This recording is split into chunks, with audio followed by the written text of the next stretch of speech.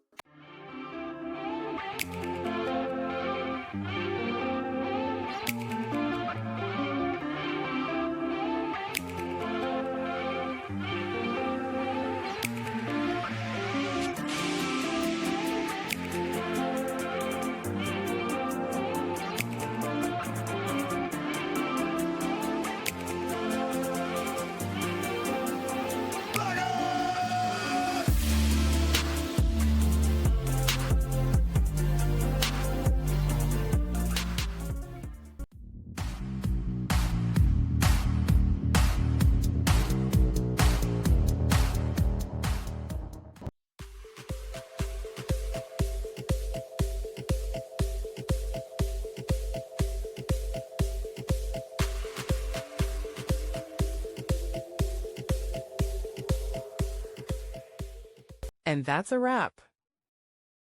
I hope you found the answer you were looking for. If you did, take a second to hit that subscribe button. It really helps out. And let me know in the comments which solution worked best for you. See you next time in the debug zone.